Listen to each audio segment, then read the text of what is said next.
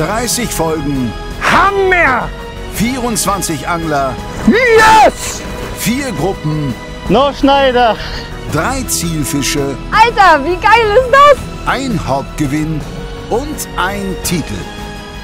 Der YouTube Predator Cup 2020 wird präsentiert von Abu Garcia, Garmin und LMAB. Hallo liebe Zuschauer und herzlich willkommen zur ersten von 30 Episoden des YouTube Predator Cup 2020. Neben den herkömmlichen Hindernissen, die ein solches Projekt mit sich bringt, hatten wir, wie ihr euch vielleicht schon denken könnt, auch beim YouTube Predator Cup mit den Auswirkungen von Corona zu kämpfen. Wir mussten Dreharbeiten nach hinten verlegen, wir mussten einige Dreharbeiten vorziehen, wir mussten die Regeln ändern, das ganze Turnier findet ausschließlich vom Ufer statt und es kam noch die eine oder andere Überraschung, die ihr in den kommenden Folgen dann sehen werdet. Bevor es losgeht, möchte ich ganz kurz die Gelegenheit nutzen, euch darauf hinzuweisen, wie ihr den YouTube Predator Cup unterstützen könnt. Immer wenn ihr im Onlineshop von Hecht & Barsch.de etwas einkauft, helft ihr uns bei diesem Projekt. 2 Fliegen mit einer Klappe schlagt ihr dabei, wenn ihr euch nach Marken umseht, die auch beim YouTube Predator Cup vertreten sind. Doch auch für diejenigen unter euch, die lieber im lokalen Angelladen einkaufen gehen, gibt es natürlich die Möglichkeit, uns zu unterstützen. Sowohl unsere Eigenmarke LMAB als auch alle anderen beim YouTube Predator Cup vertretenen Marken gibt es natürlich auch im Fachhandel. Im Namen der Firma Hecht & Barsch, der Marke LMAB und des gesamten Produktionsteams des YouTube Predator Cup wünsche ich euch jetzt ganz viel Spaß mit der allerersten Folge. Die Vorstellung der 6 Angler und Anglerinnen übernimmt auch dieses Jahr, wie immer, unser legendärer Charles Rettinghaus. Los geht's! Folgende 6 Angler und Anglerinnen treten in Gruppe A gegeneinander an. Als Gruppenkopf gesetzt war Tobias Ekvall. Der schwedische YouTuber von Kanal Gratis wurde in der Premierensaison 2018 Zweiter und gewann 2019 das Turnier. Geht also als Titelverteidiger in die 3. Staffel. Ihm zugelost wurde Frédéric Julien. Der Franzose nimmt für den Echolot-Vertrieb Navicom am YPC 20 teil. Im letzten Jahr kam der selbsternannte Fishing Gypsy bis ins Viertelfinale und schied dort gegen Herbert Ziereis aus.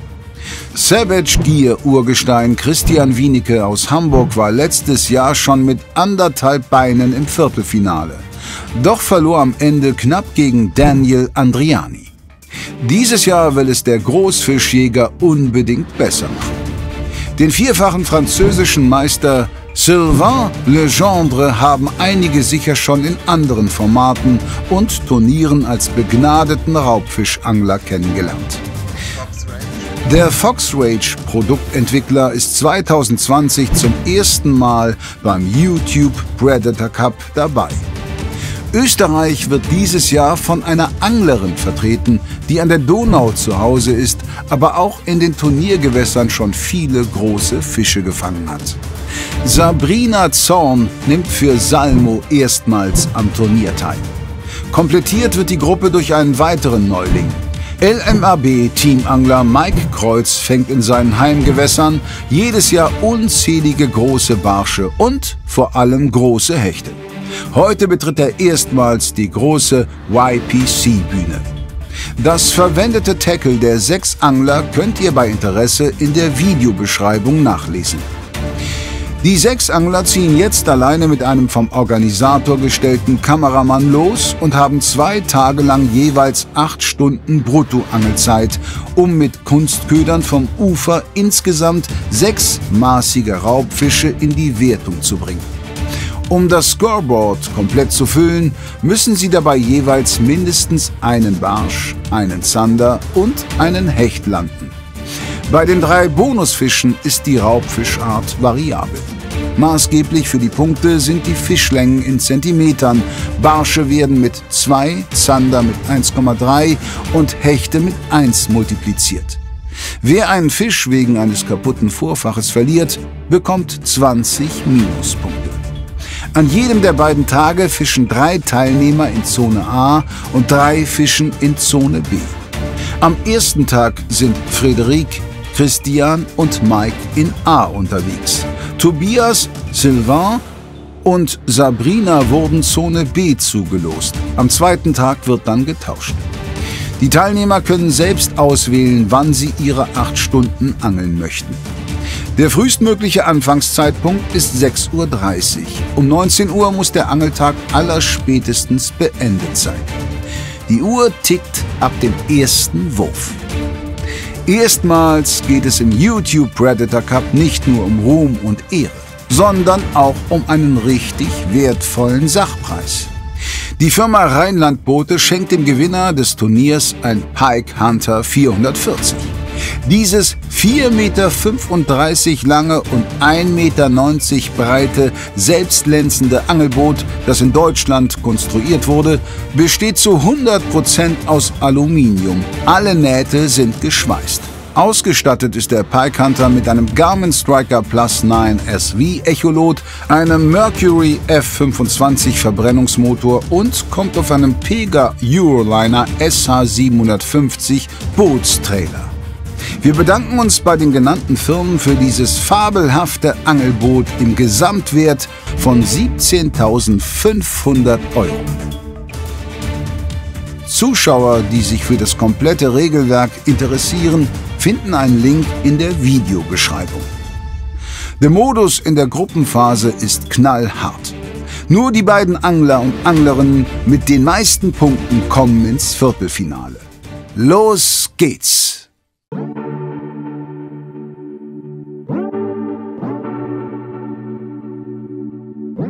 So, hallo Freunde, erster Tag YouTube Predator Cup und ja, ich würde sagen, los geht's. Die Zeit wird oben gestoppt, also ich muss ein bisschen Gas geben. Sabrina beginnt ihren Angeltag als Erste und hat sich für ihren ersten Spot natürlich eine Taktik zurechtgelegt. Ich bin jetzt auf den ersten Spot angekommen, jetzt wird die Zeit gestoppt, es ist genau 7 Uhr. Mein erster Zielfisch ist hier der Zander und Barsch. Ja, schauen wir, drückt mir die Daumen, was sich tut und drückt mir die Daumen, dass es nicht regnet. Gehen wir es an, keine Zeit.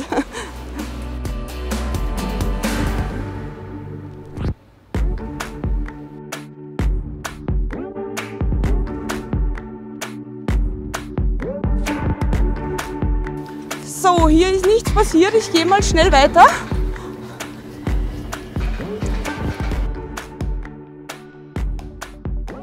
Während die Österreicherin ihre ersten Würfe macht, ist der nächste Angler auf dem Weg zum Spot. I'm super excited and the plan now is I'm going to the polders just to save up with some pike because I think it's going to be quite hard fishing and I think sometimes it's going to be even hard to just fill the papers, and at the polders I know there are a lot of pikes and also quite decent, so that's my plan. But it takes like 1.5 to 2 hours to get there, and therefore I wanted to start early. So I'm there in time if there will be like a traffic jam or something. So let's do it. Christian ist in Zone A unterwegs. Schauen wir mal, welche Gedanken er sich zu seiner ersten Stelle gemacht hat. So, wir sind jetzt auf dem Weg nach Willemstad. Das ist ein Hafen hier am Hollands Diep. Das ist ein sehr bekannter Spot, deswegen kann man hier auch laut nennen. Das ist kein großes Geheimnis, dass da Fisch zu holen ist. Deswegen, ich probiere es da einfach. Die anderen Spots, die ich hier ausprobiert habe, die haben keinen Fisch gebracht und der Wind kommt halt auch in eine Richtung, wo man nach Möglichkeit sich so hinstellen sollte, dass man auch ein bisschen Rückenwind hat. So, los geht's hier.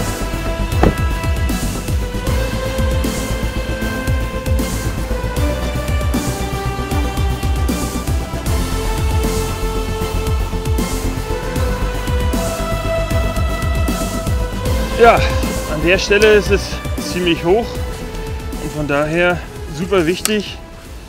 Erstmal einen großen Kescher, das macht die ganze Sache schon deutlich einfacher und vor allen Dingen lang. So. Wie gesagt, ich fange mit Dropshot an. So, da werde ich mir erstmal ein bisschen schwereres Dropshot-Blei von raussuchen. Ich glaube 10 Gramm. So, und als Köder nehme ich mir hier so eine kleine Roach, kleines Rotaugenimitat. Sieht affengeil aus. in den trüben Wasser, aber vielleicht nicht ganz so entscheidend, aber läuft halt einfach mal ziemlich geil. Das kann ich euch gleich mal einmal zeigen. So, ich würde sagen, ich bin startklar. Mögen die Spiele beginnen im Sturm. I don't really have solid plan for today in Zone B, so we go to a small canal, trying to make the perch and the zanders, mostly the zanders I think. So we'll see how we can split the day, but that will probably be a soft bait morning for zander or perch, and hopefully if we can complete those perch and zander targets, then we're gonna spend the afternoon throwing hard baits, salmon lures in the polders. That's the plan. Tobias und Sylvain sind also noch auf der Straße, während Sabrina und Christian bereits sehr konzentriert versuchen, den ersten Fisch zu fangen.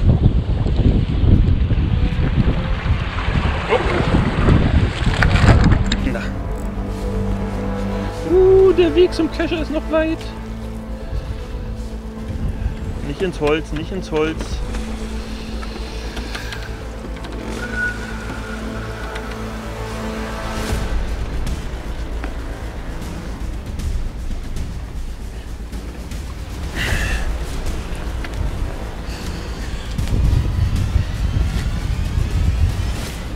Yes!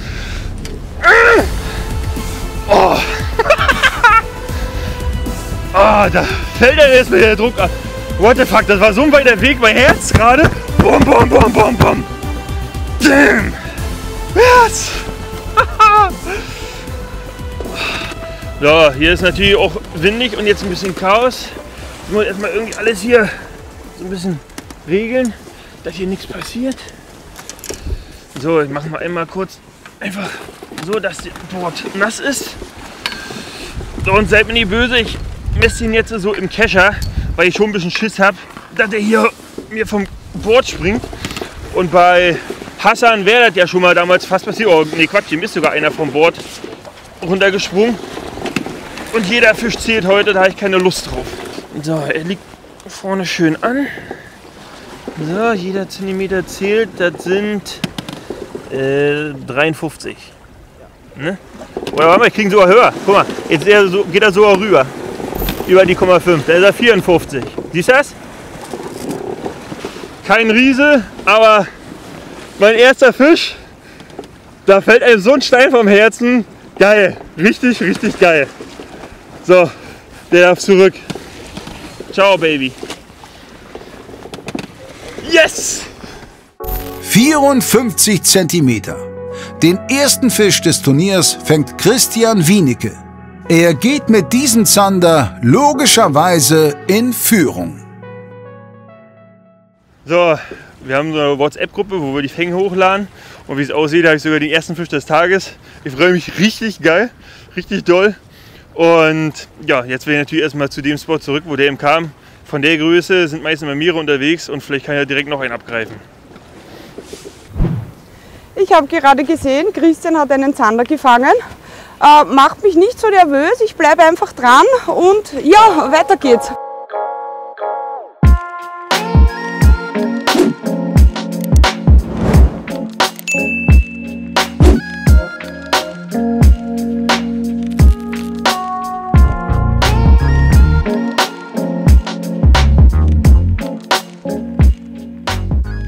Es ist mittlerweile kurz vor 9 und Tobias kommt an seinem ersten Spot an.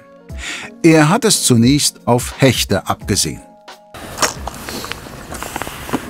And we're here again at my favorite polders, but this time this is not the only stretch I will be fishing. I have another polder that are as good as this one, so it's going to be extra exciting. And I'm a little bit afraid because it's quite cold in these polders. They are quite shallow, and that might affect the fishing, because if it's cold, the water gets a little bit colder and the pike will be a little bit more inactive. But we'll see. I think it's time to start to fish. And by the way, I saw that Christian Wienecke already has caught one zander of 54 centimeters, but that's nothing. We're gonna catch bigger pike here.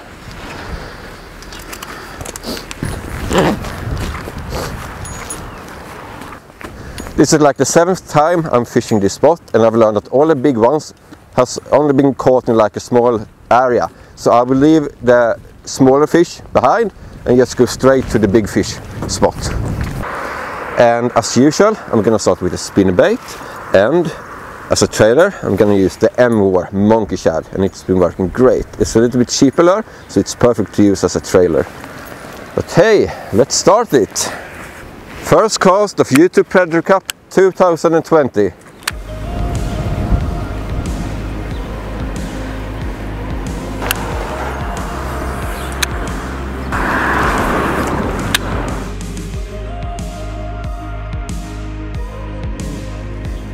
Right now.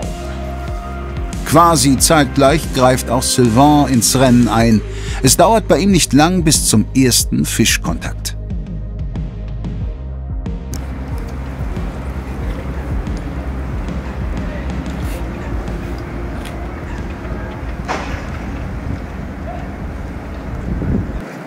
Just missed a perch behind the dock. So just before to walk on, I just tried to make a bit of jigging vertical behind the dock, and I missed a perch.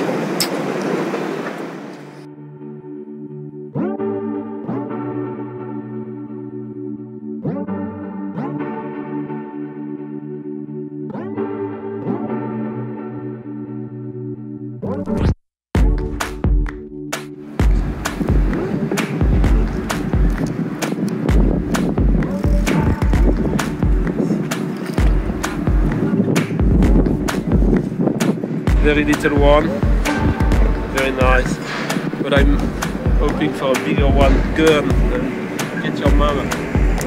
9:30 Uhr. Während Sylvain noch etwas an der Größe arbeiten muss, macht sich Frédéric Julien auf den Weg zu seiner ersten Angelstelle in Zone A.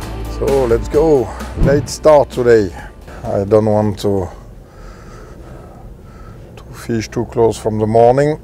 I rather today try to fish a little bit later in the evening.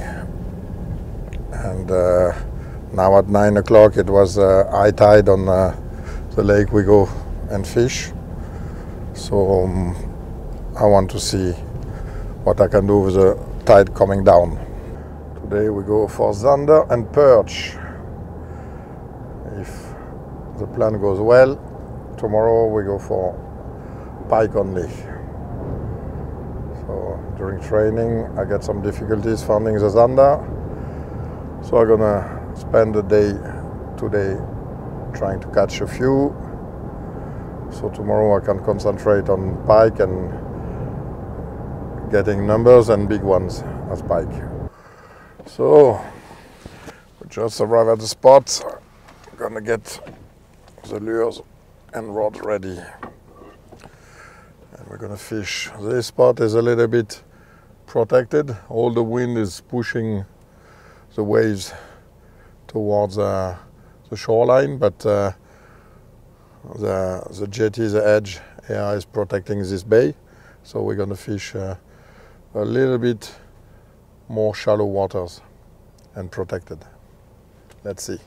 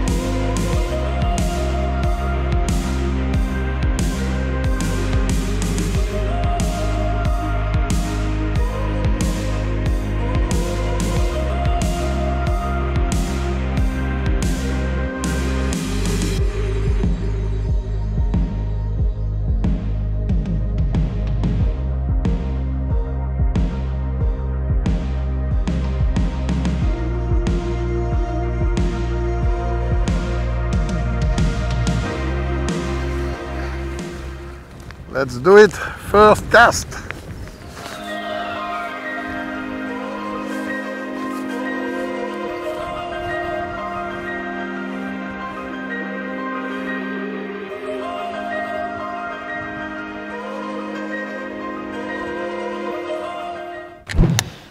Ich werde mir jetzt erstmal meine geliebten Fetite jetzt ranmachen. 10,5 cm. In der Farbe hatte ich in dem Gewässer schon viel Glück. So, erstmal 2 Größen rausgesucht. Mal schauen, wie das so funktioniert mit dem Wind. Innenbereich müsste eigentlich gehen. Und ja, wir sind nun mal in der Competition. Jeder Fisch zählt. Und deswegen mache ich mir jetzt auch einen kleinen Stinger noch mit drauf. Der eine oder andere mag es verschreien. Aber Leute, ich will jetzt einfach jeden Fisch haben, der dabei ist. Und im Training hatte ich einige Fische, die nur am Stinger hingen und das auch gerade so. Und einige Fehlbisse, die ich vielleicht bekommen hätte mit dem Stinger dran. Deswegen probiere ich das jetzt erstmal. So, mache ich mal 15 Gramm ran. Dann kann ich hier so abfeuern. Da vorne wird es flacher, da mache ich 10 Gramm.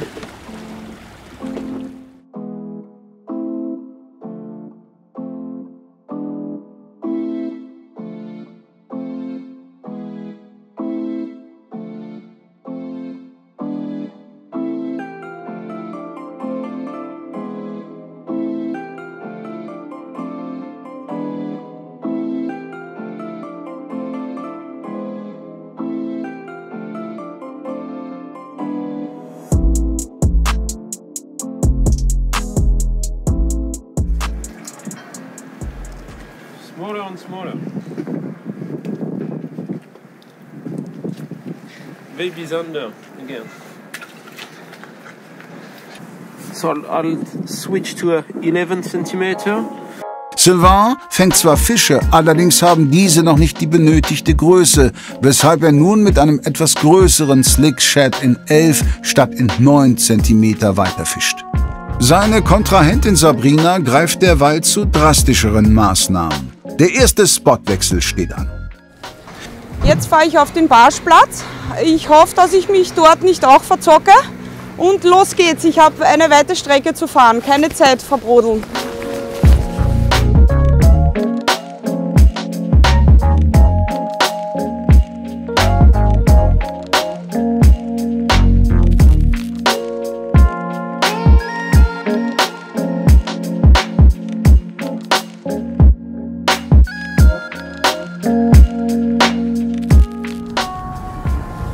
Ich habe mich doch anders umentschieden.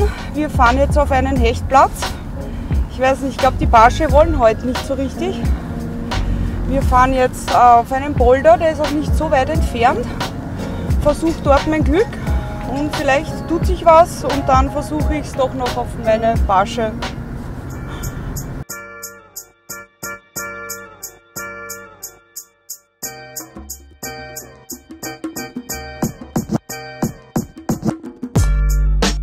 It's quite windy today, but I'm glad I'm fishing in the polders and not in the big lake or something, because that would be intense. Then you can't fish as you want. Now it's doable. But I don't think these polders is good when it's this windy and this cold, but we'll see. If I don't catch anything now, I will for sure come back later in the day when it's a little bit warmer. Then I think the pike have woken up a little bit more. But we'll see. I still have some more waters to fish before I'm gonna leave to the next polders. Big follower! Big follower! Take it! Take it! This one is big! This is like 1 meter.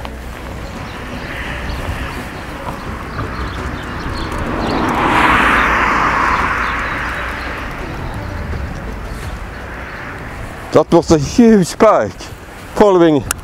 Oh, it was more than a meter, I think.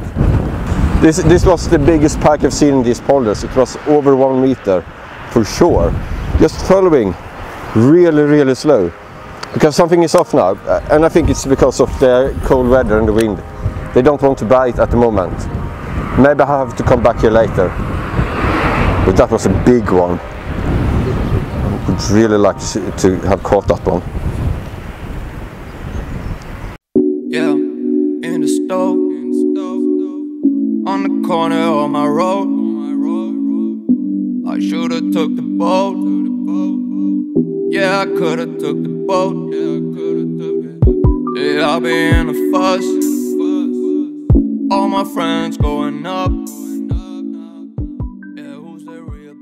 So, die ersten 3 Stunden sind durch und bei mir steht jetzt gleich erstmal ein kleiner Platzwechsel an.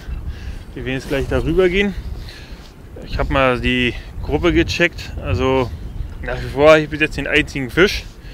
Tut erstmal ganz gut, aber ich bin mir ziemlich sicher, irgendwer wird da schon noch was fangen, aber es scheint echt hart zu sein für alle. 6 gute Anglerinnen, also und das ist ein einziger Fisch, puh. Das habe ich nicht erwartet. Ganz Unrecht hat Christian mit seiner Aussage sicher nicht. Die zähen Trainingstage setzen sich auch im Turnier fort. Doch 6 Angler stimmt nicht ganz. Denn einer hat sich für den spätmöglichsten Startzeitpunkt entschieden und hat noch gar nicht angefangen. Guten Morgen Leute, ich sitze im Auto, ich bin mega aufgeregt, gleich geht das los. Es ist eine absolute Ehre für mich dabei zu sein und ich freue mich. Wir sind auf dem Weg zu meinem Hechtspot, wir sind jetzt auch da. Der Plan ist erstmal einen richtig fetten Hecht zu fangen, hoffentlich. Die anderen Teilnehmer sind alle früh gestartet, die sind alle schon los, angeln schon länger. Mein Plan ist, um 11 den ersten Wurf zu machen, damit ich heute Abend die Abendstunden auf Zander nutzen kann. Im Moment sieht das auch so aus, dass das Leaderboard noch nicht viel Fisch zeigt. Also die anderen Teilnehmer haben noch nicht viel gefangen. Vielleicht geht mein Plan auf. Wir werden sehen. Jetzt geht es erstmal auf die dicken Hechte. Wir sehen uns gleich.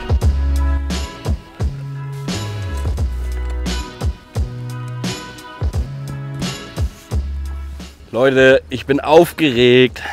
Wir sind jetzt am einem Hechtspot. Da stehen allerdings schon 4 Leute an der Spitze. Da will ich auch nicht fischen. Ich will nur vorne einmal den Eingangsbereich befischen. Da habe ich einen 92er gehabt im Training. Den versuchen wir uns jetzt zu holen erstmal und dann fahren wir an meinen Großfischspot.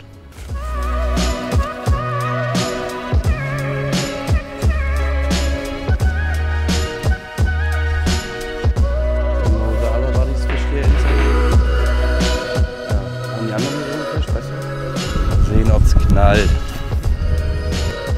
Ja, Leute, wir sind jetzt da. Wie man sieht, das ist ein bekannter Spot. Das merkt man daran, dass hier viele Leute sind. Viel gefangen haben sie nicht, haben sie gesagt. Aber egal, ich will nur das eine Stück befischen. Ich werde ganz langsam fischen mit dem Gummifisch, ganz leicht und nur ganz kleine Sprünge über den Grund. Darauf haben die Hechte hier reagiert im Training. Ich werde es einmal kurz probieren, wahrscheinlich haben die anderen hier auch schon reingeworfen, deshalb fahren wir gleich an meine andere Hechtstelle. Bei PC 2020, erster Wurf, let's go!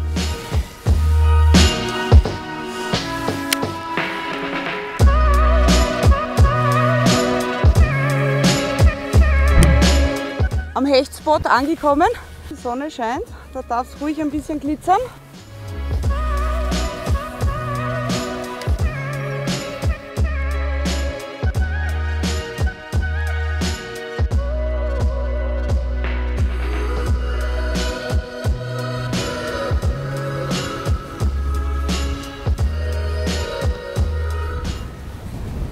So, letzter Wurf hier.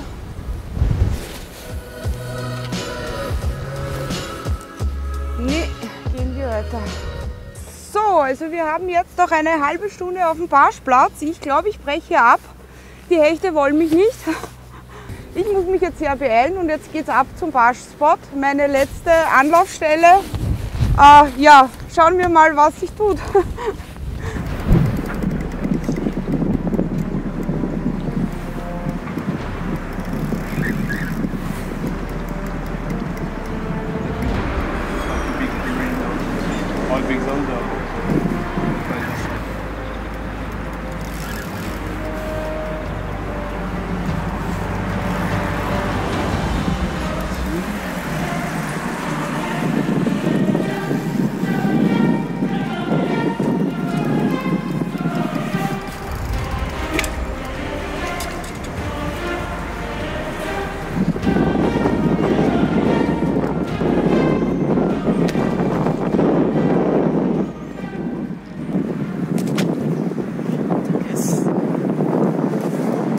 so sorry for her, but that's life.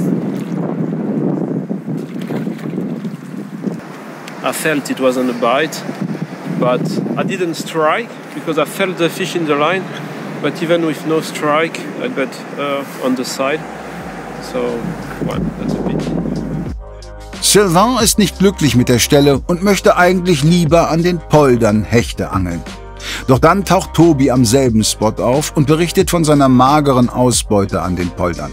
So I wasn't expecting such a strong current, and the problem is it's full of everything in the water. So it's very dense. Always get some stuff on the line, on the jig head, everything. And I think it's too much stuff coming to the fish at the same time. So we got no bite. So I think we'll make a move to the polders. Mal gucken, was Sylvain macht. Tobi übernimmt auf jeden Fall erstmal seine Stelle. Oh, big one. I lost it. It was not a fish. No fish here. Go away. During training, I had the best sander fishing on this lure. This is actually a new lure from Canal Gratis. And this is actually a prototype that my friend made, Edvin Johansson, and he's also the guy that has designed this lure. And what's good with this lure, it's quite small, and also the paddle is a little bit different. And also the paddle here between is very small. It makes it really a good lure to fish when you have a small jig head. This lure I'm gonna catch the biggest sander on. Biggest sander on.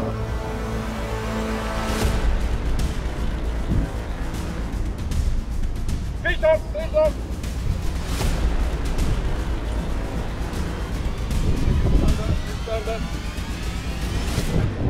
It's a really good one. Yes.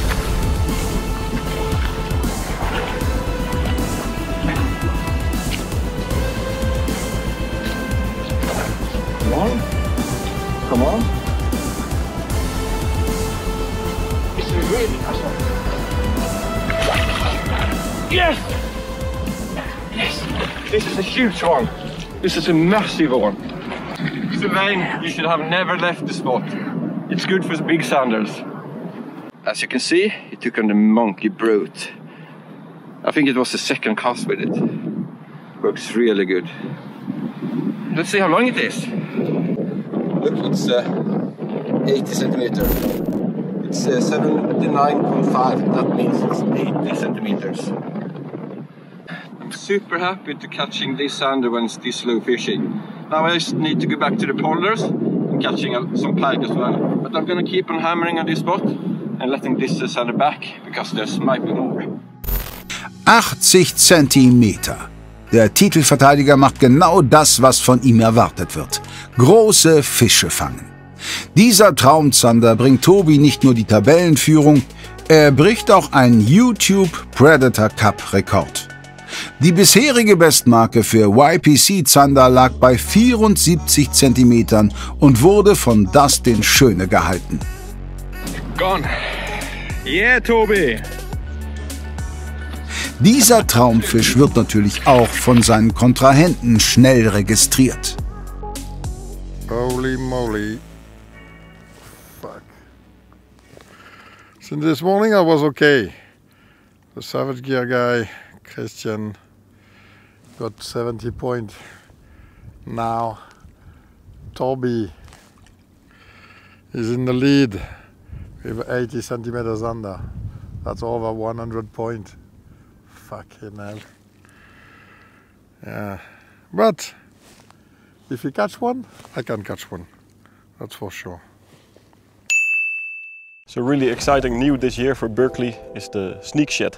Sneak Shed is a power bait centered soft bait with a nice paddle tail that moves on the lower speed, so you can really fish this with a very light jig head. Comes in 3 different sizes, the 11 centimeter, 8 centimeter and 5 centimeter.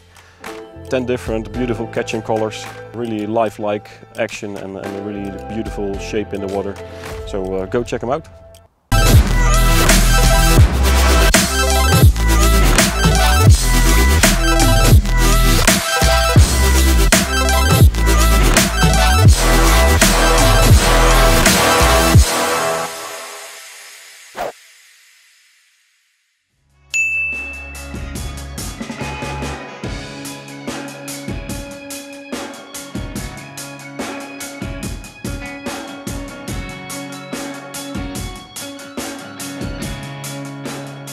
now using the deeper, it's really convenient because I can exactly picture which drop I fish and control it. So it's really handy. So now I'm not really interested in looking at the fish on the deeper screen, but I just want to localize the drop-off. Nochmal zurück. Zum Glück habe ich das Measureboard da noch liegen sehen. Dann wäre das nichts geworden mit dicke Fische messen.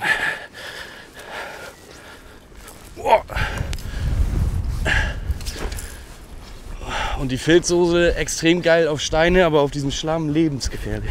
Ich lag schon drin. Ja, jetzt sind wir an meinem Großhechtspot. Die Bedingungen sehen nicht schlecht aus, ist schön windig, aber kommt von hinten. Schöne Grüße an meinen besten Freund Ole. Hier hatte er im Training den Hecht seines Lebens dran, hat ihn leider nach 5 Minuten Drill verloren. Aber vielleicht kommt er heute wieder. Ich probiere mein Bestes.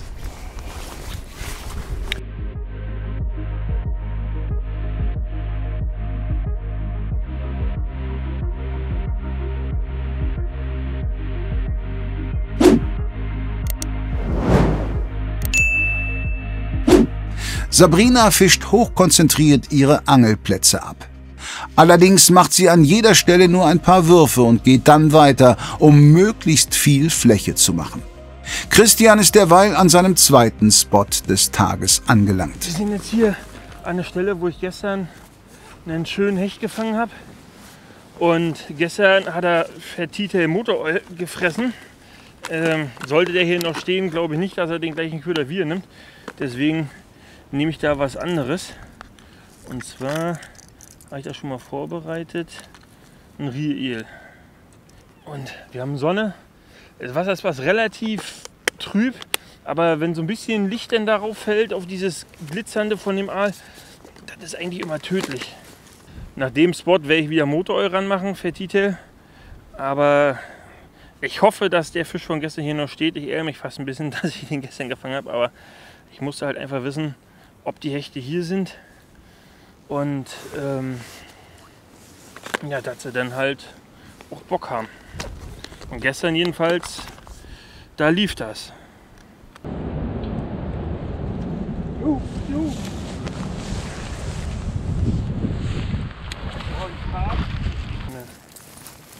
Ach du Schande. Oh, Kacke.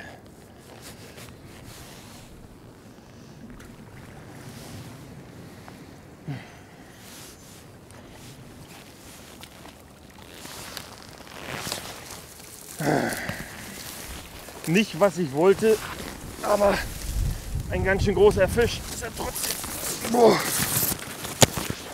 Lassen wir den mal schnell wieder. Also, das ist ja schon ordentlicher Fisch, aber lassen wir den mal wieder laufen.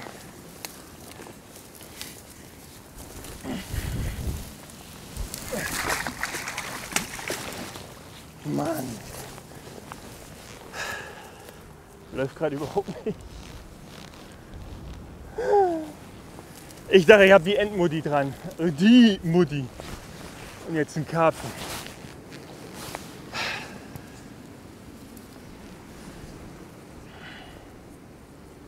Mann.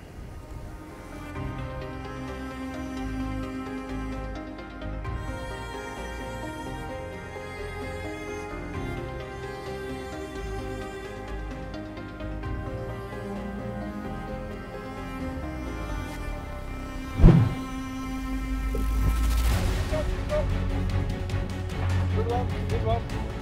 But not the big one.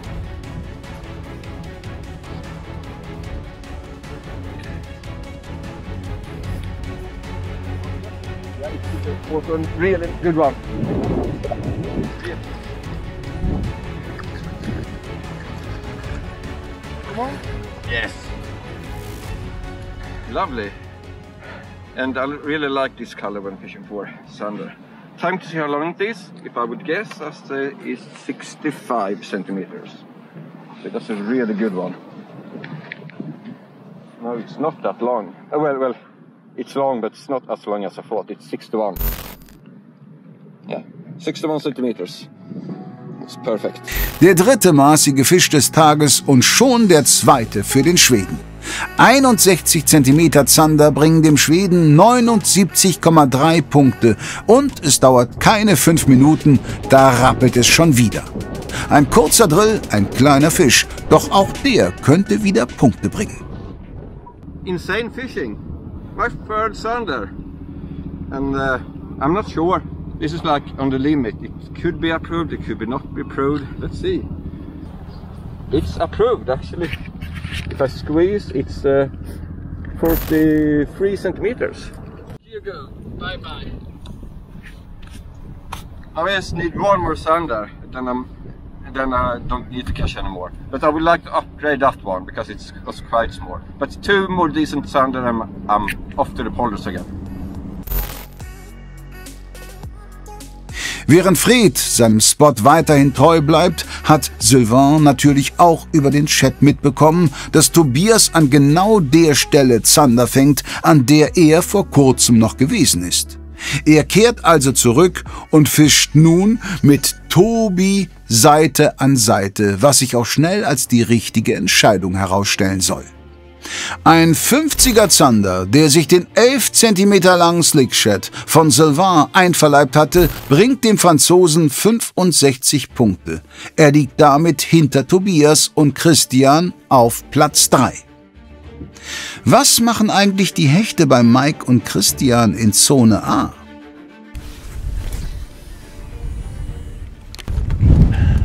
Ich mache einen Spin-Mat ran. In meiner Lieblingshechtfarbe, rot-schwarz. Da konnte ich zumindest im Training hier ein paar kleine mitfangen. Vielleicht klappt das ja wenigstens. Ansonsten fahren wir gleich Barschangeln. Zum Entschneidern erstmal ein paar maßige.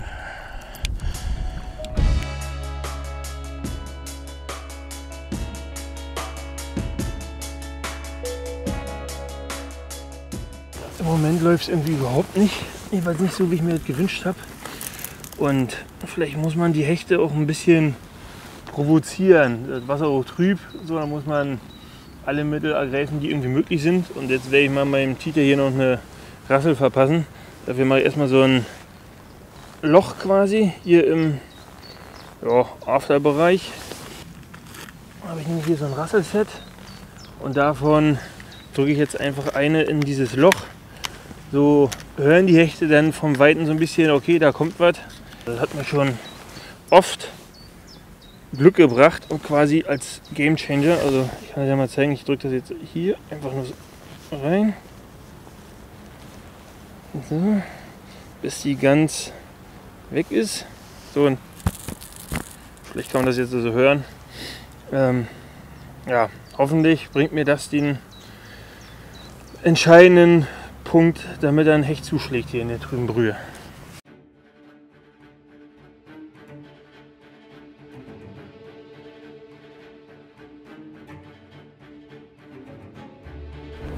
Here we go, the last Zander. The last Zander. I think it's okay, it's quite decent. I hope it's a big perch, but I don't think so.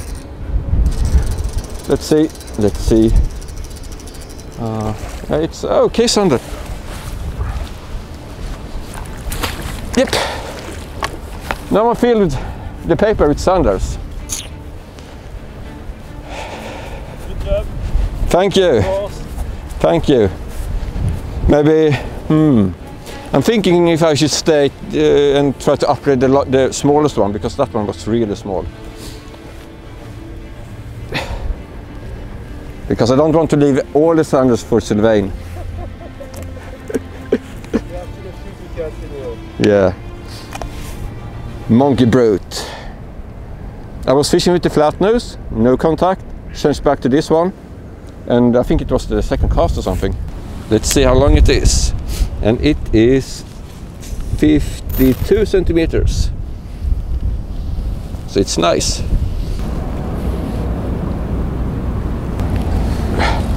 Because I want to catch one more Zander in this size quick. Then I'm head back to the pike spot. Yes!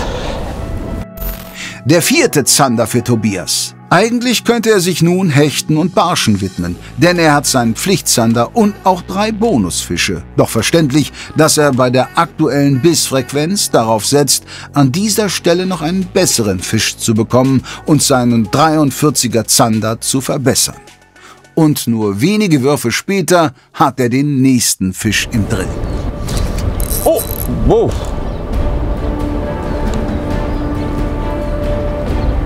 This is big. I hope it's a big sander or something, but...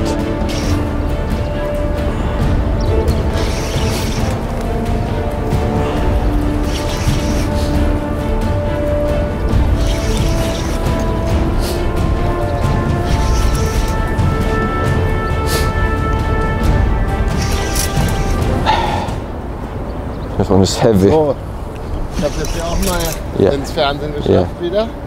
Aus einem eigentlich relativ unerfreulichen Grund. Und zwar sind die Kameras passiert. Und ich habe jetzt eine Ersatzkamera vorbeigebracht. Oh, it's a nice sander. But it's foul hooked. Oh. It's the same. But it's a good sander. Maybe the same. I can land. No. Yeah. This. Yeah. It's a nice one. That one I would love to catch proper. You tangled? Yep. That one I would love to have on the hook. Mir geht gerade ein bisschen die Pumpe. Direkt vor meinen Füßen. Fehlbiss. Ich habe den Hecht noch so wegschwallen sehen. Das muss ich sofort den Köder wechseln. Also die Frage ist, ich habe den Hecht gesehen, aber am Köder ist gar nichts zu sehen. Und er hatte definitiv irgendwo Kontakt gehabt. So, und da werde ich mir jetzt einfach mal was anderes anbieten. Und zwar redet ihr wieder. Das ist eigentlich was, wo kaum Hecht Nein sagen kann. Hoffen wir, dass er das auch so sieht, ne? Da ist er! Nein!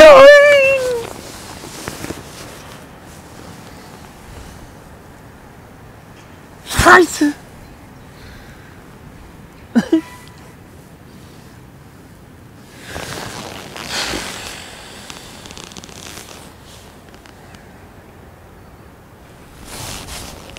Das gibt's doch gar nicht. Hat er den direkt so zermatscht? Jetzt kriegt er erstmal die ganze Batterie. Er hing ja nicht, also vielleicht ist irgendwas zu sehen. Oh, mein Herz schlägt gerade wie der Teufel. Ist der zu blöd, da richtig zuzuschlagen? Das gibt's doch gar nicht. Kacke. This will be my last cast on this spot because I have filled the papers with sanders. The smallest one is quite small, but I really want to have some time catching at least one pike because tomorrow in Zone A I don't have any good pike spot, and the polders I know holds a lot of big pike and also a lot of pike, so I really need as much time there as possible. I'm pretty sure Sylvain is going to catch a couple of more sanders after I left. But it is what it is. I can't do anything about it. My plan says I need to catch a pike today, so that's what I'm gonna do now. Sylvain, you're gonna have this spot for yourself now. I'm gonna go and catch a big pike. Tobias did really well. He got 4 sanders, so that's the maximum for one species he could catch. So he did a very good job, and I think he took a very good option for the qualification. Time to switch this rod to a pike rod because I'm going back to the polders, going for 90. No, I'm gonna catch the meter pike I had following my lure. That's the plan. Große Worte. Doch nach dieser starken Performance in der ersten Tageshälfte ist es keine Überraschung, dass Tobias voller Optimismus zu den Poldern fährt. Mit 306,8 Punkten liegt er aktuell weit vorne. Christian und Sylvain folgen mit 70,2 und 65 Punkten auf den Plätzen 2 und 3. Für Sabrina, Frederik und Mike gab es noch keinen Fisch. Sie stehen damit noch mit 0 Punkten da, was anhand den extrem schwierigen Bedingungen und sehr schlechten Fangergebnissen im Training niemanden so richtig überrascht. Ob Tobias seinen Lauf fortsetzen kann und wie die zweite Tageshälfte bei den 5 anderen Anglern läuft, seht ihr in der nächsten Folge. Vergesst nicht, den Kanal zu abonnieren, die Glocke zu aktivieren, uns ein Like und einen Kommentar dazulassen. Danke und bis sehr bald. I should've took the boat. Yeah, I could've took the boat. Yeah, I'll be in a fuss. All my friends going up. Yeah, who's the real plug now?